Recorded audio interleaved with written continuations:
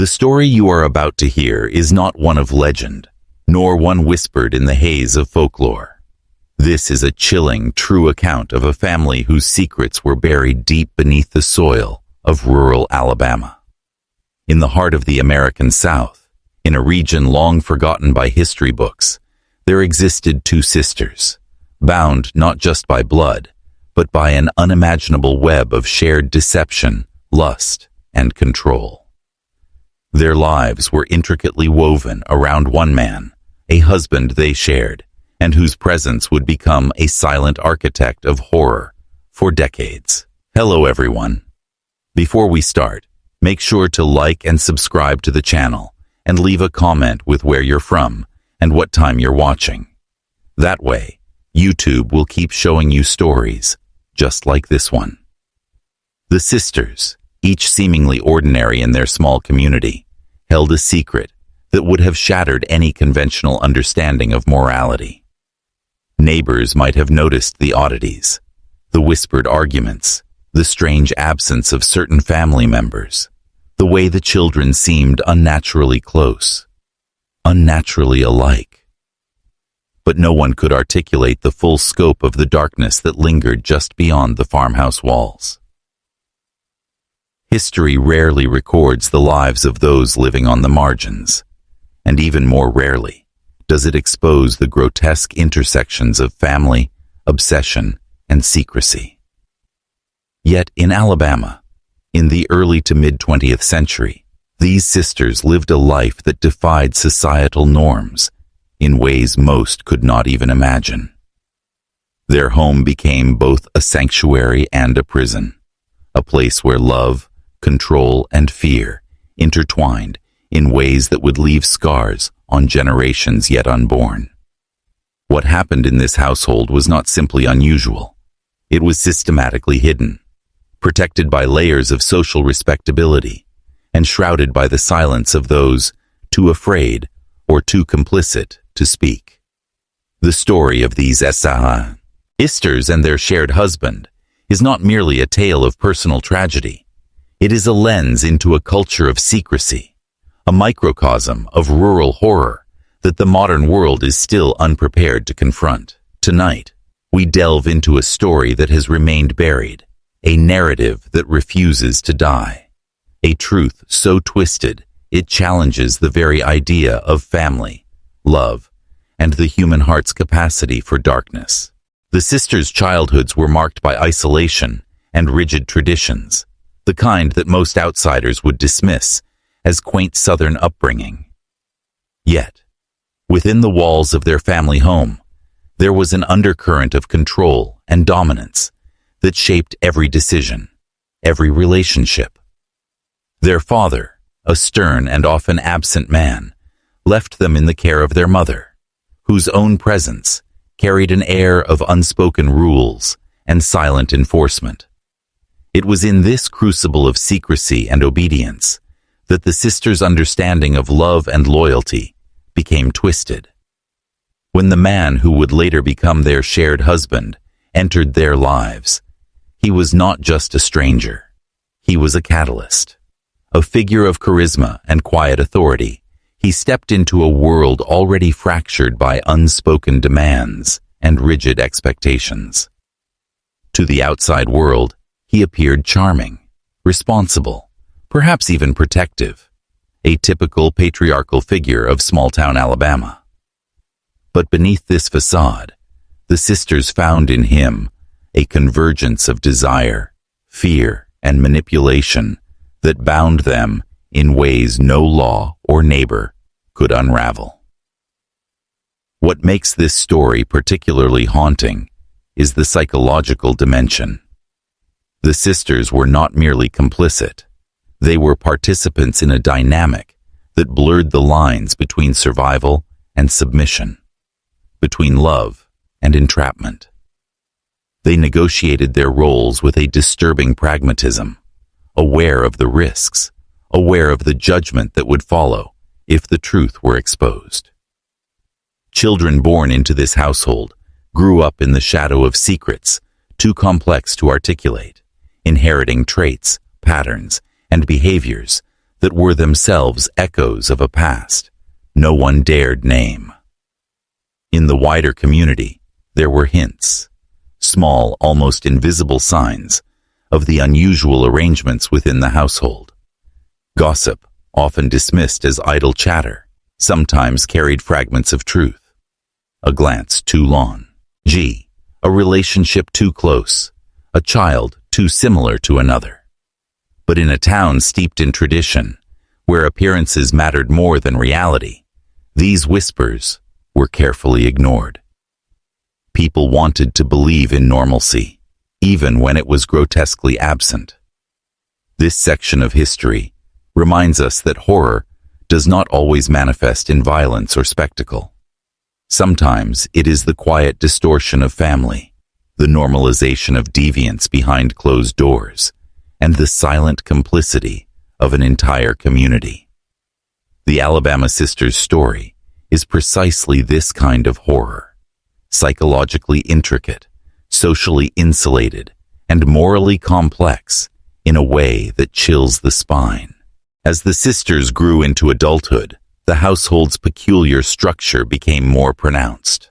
By the time the shared husband fully entered their lives, the arrangement was no longer whispered speculation. It was a living, breathing reality. The sisters' relationship with him was complex, layered with rivalry, complicity, and an eerie sense of devotion. Each sister claimed her own space within the household, while simultaneously negotiating boundaries that, to outsiders, would seem incomprehensible. The children born from this union were the most visible signs of the hidden horror. Their features, mannerisms, and behaviors often reflected the unnatural closeness of their lineage.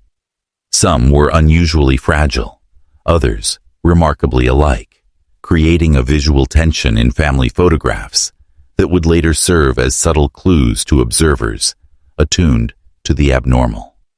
The sisters, while protective of their offspring, were also acutely aware that their family's structure defied conventional morality. It was a secret held tightly, like a living organism that could not be fully exposed without immediate collapse. The husband, enigmatic and controlling, maintained the delicate balance between his two wives with unsettling precision. To the casual eye, he appeared benevolent, even loving. But those who lived in the house, or glimpsed its inner workings, knew that fear, subtle manipulation, and psychological domination were constant undercurrents. He dictated not only the sisters' daily routines, but also the family's emotional landscape, shaping loyalties and ensuring silence through intimidation, masked as paternal care. The community's ignorance, whether intentional or accidental, allowed the household's reality to persist. Teachers, neighbors, and distant relatives occasionally noted the oddities, the children's similarities, the sister's behavior, the man's peculiar authority, but most rationalized what they could not explain. The veil of normalcy was thick, and those who peeked behind it often left with discomfort and avoidance, rather than confrontation. This family's dynamic challenges conventional ideas of horror. It is not a tale of sudden violence or monstrous acts alone. It is a portrait of living in moral ambiguity, where love, loyalty, and fear become indistinguishable. The Alabama sisters' lives serve as a haunting example of how secrecy and psychological manipulation can create a hidden horror that festers for generations, quietly shaping identities and perceptions in ways the world refuses to acknowledge. The psychological weight within the household intensified as the sisters' children grew older. Each day carried the invisible pressure of expectation, expectations that were unspoken but universally understood within those walls. The children were socialized into a world that was simultaneously nurturing and oppressive, where obedience was survival and curiosity could invite punishment. The sisters themselves became both protectors and enforcers, walking a tightrope between maternal care and the preservation of the dark family secret. It is crucial to understand that horror does not always announce itself through violence.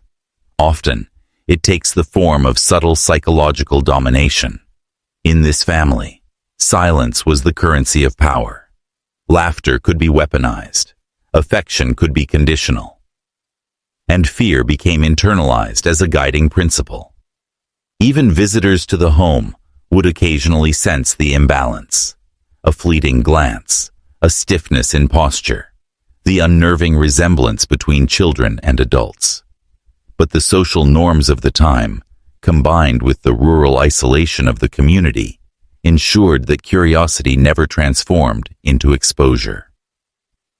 One particularly chilling aspect of the story lies in the rituals and routines that structured daily life. Every meal, every chore, every communal activity reinforced the hierarchy and the unspoken rules. Children learned early on not just how to behave, but how to navigate a morally ambiguous landscape with precision. The sister's influence, combined with the husband's authoritarian presence, created a psychological environment that was nearly impossible to escape. Outsiders who attempted to intervene were subtly discouraged or outright ignored, leaving the family's insidious pattern to continue unbroken. In examining this household, historians and psychologists alike have noted a striking parallel to broader human behavior: the ways in which environments of secrecy and control warp normal development. The Alabama sisters' story is not an isolated curiosity. It is a case study in the enduring impact of hidden family dynamics. It forces the observer to confront uncomfortable truths about human adaptability, morality, and complicity. What emerges from this examination is not only horror, but a profound sadness, a recognition of lives constrained by forces beyond their comprehension. By the time the sisters' children reached adolescence, the family's structure had become fully institutionalized. Roles were clearly defined, loyalties were enforced, and the delicate balance of fear and care maintained an eerie equilibrium. The horror of this household was never loud. It whispered, it lingered, and it embedded itself into the very DNA of those who lived there, leaving behind scars that would last far beyond a single generation. As the years passed, the disturbing patterns within the household began to ripple outward, affecting not just the immediate family, but the perception of those who came into contact with them. Teachers, local merchants, and distant relatives sometimes sensed something was off, an unexplainable tension. Children too similar in their movements, mothers whose eyes held secrets they would never speak aloud. But in a community steeped in tradition and polite silence, no one dared to pry too deeply. The sisters' story remained hidden, tucked behind the faded clapboards of their home and the polite avoidance of neighbors. The shared husband, now a central figure in this unsettling ecosystem, exercised a quiet yet absolute authority. His dominance was subtle, psychologically insidious, and entirely normalized within the family. He orchestrated daily routines with an almost ritualistic precision, reinforcing a hierarchy that was at once terrifying and strangely familiar to those who lived under it. The children, deeply conditioned, absorbed these lessons of fear, loyalty, and secrecy, perpetuating patterns that would echo for generations. And yet, for all the darkness, there were moments that seemed almost normal: a shared meal, a visit from a distant cousin, the occasional laugh over a minor amusement. These fleeting instances only served to heighten the unease, illustrating the chilling duality of life in the household. Warmth and horror, love and control, existed simultaneously, inextricably intertwined. It is this duality that makes the story so psychologically haunting. that forces any observer to question the very definition of family, morality, and survival. If you're still watching, you're already braver than most. Tell us in the comments, what would you have done if this was your bloodline? The question itself is enough to unsettle, because the answer may not be clean or comforting. Many would claim they could have left, could have rebelled, but history suggests that the combination of isolation, fear, and ingrained loyalty can make even the most rational person a participant in their own entrapment. The Alabama Sisters story reminds us that true horror is often invisible, stitched into the fabric of daily life, and perpetuated by silence. It is not just a story about one family. It is a cautionary tale, a reflection of how secrecy and psychological control can warp ordinary lives into something unrecognizable. And for those willing to dig deeper, to confront the uncomfortable truths, the story does not simply end. It lingers, a shadow cast over the past, present, and future. As decades passed, the consequences of the sisters' secretive household became increasingly visible, though still largely ignored by outsiders. The children, now adults themselves, carried the psychological imprint of their upbringing in ways that could not be easily erased. Some struggled with identity, grappling with the unspoken reality that their family structure was far from ordinary. Others reproduced the patterns of secrecy and control in their own relationships, perpetuating the cycle in subtle, almost invisible ways. The story of the Alabama sisters had become a generational echo, reverberating long after the sisters themselves had faded from memory. What is especially haunting about this narrative is how deeply the web of secrecy was woven. Every decision, every relationship, every gesture was subtly influenced by the rules established decades earlier. Outsiders who encountered the family would often notice something off, but could not articulate it. A look, a behavior, a silent tension that seemed impossible to place. In this sense, the horror was structural, embedded in the very patterns of daily life, rather than dependent on overt acts of cruelty or violence. In examining the story today, historians are confronted with the challenge of separating myth from reality. Archival records, oral testimonies, and fragmented photographs suggest a household dominated by secrecy, psychological manipulation, and the peculiar intimacy of a shared marriage. The sisters' lives were governed by a mix of devotion, fear, and pragmatic compromise, revealing a moral landscape that is as complex as it is disturbing. It forces us to confront uncomfortable questions. What does it mean to grow up in a world where morality is negotiable, where love and control are inseparable? How does one escape the gravity of a family's hidden legacy when it is embedded so deeply into the identity of every member? The Alabama Sisters' tale is a study in human adaptability, and in its darkest form, human corruption. It reveals how ordinary people can participate in morally ambiguous, even horrifying systems when isolation, authority, and secrecy converge. This story is not just a relic of the past. It serves as a reflection on the fragility of societal norms and the ease with which they can be subverted when fear, loyalty, and tradition dictate the rules. By looking closely at this narrative, we uncover a haunting truth. Horror does not always come from external monsters. Often, it is cultivated quietly, internally, nurtured by those closest to us, hidden in plain sight. And in the Alabama sisters' household, it thrived, shaping lives and leaving indelible marks on generations to come. The final chapter of this story is not one of resolution, but of lingering shadows. The Alabama sisters eventually passed from this world, leaving behind a legacy that the community was unwilling or perhaps too afraid, to fully acknowledge. Their shared husband, the architect of the household's peculiar equilibrium, faded from memory in much the same way.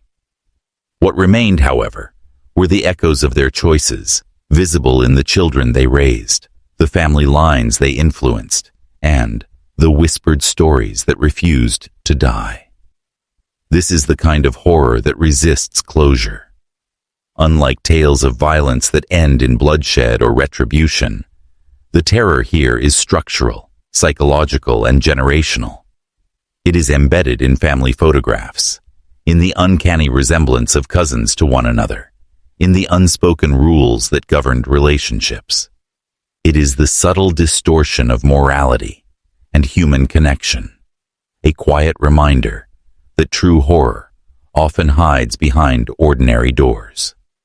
Looking back, it becomes clear that the sisters' lives offer a rare window into a world that history has often ignored. The intersection of isolation, secrecy, and human desire. Theirs was a world where fear and affection were inseparable, where obedience and love coexisted uneasily, and where the boundary between devotion and domination was never clearly drawn. The story challenges us to confront uncomfortable truths about the human capacity for complicity, the fragility of social norms, and the ways in which secrecy can perpetuate harm long after the original actors are gone. For those who uncover this tale, it is not simply a curiosity, it is a mirror.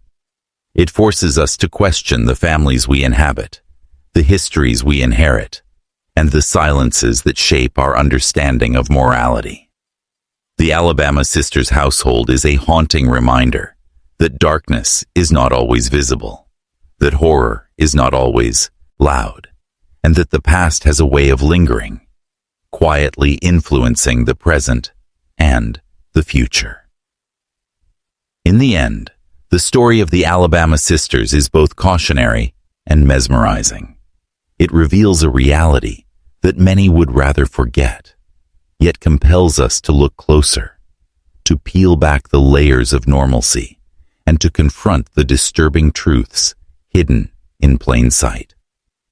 For every photograph, every whispered story, and every memory preserved, we are reminded that history is not just a record of events.